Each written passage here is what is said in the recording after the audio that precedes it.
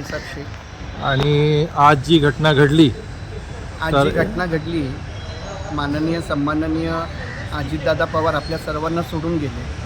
हे वैयक्तिक आपलं कुणाचं नुकसान नाही, हे छत्रपती शिवरायांच्या महाराष्ट्राचं नुकसान आहे। हा नुकसान हे कसं भरून निघणार आता मलाही माहीत नाही।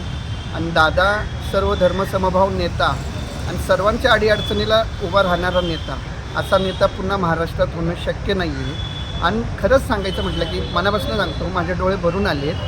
गरिबाची जाणीव असलेला माणूस, माणुसकीला जगणारा माणूस, असा माणूस आज छत्रपती शिवरायांच्या महाराष्ट्रातनं आपल्या सर्वांना सोडून गेला। हे व्हायला नव्हतं पाहिजे।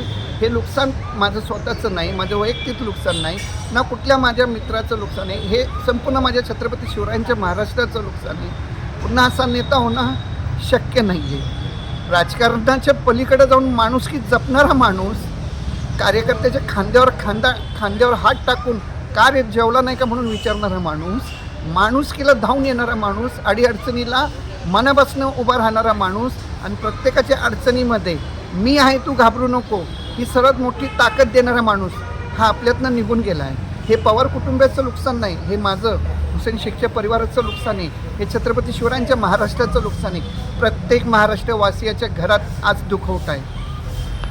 मी हुसेन दादा, तुमच्या काही आठवणी असतील?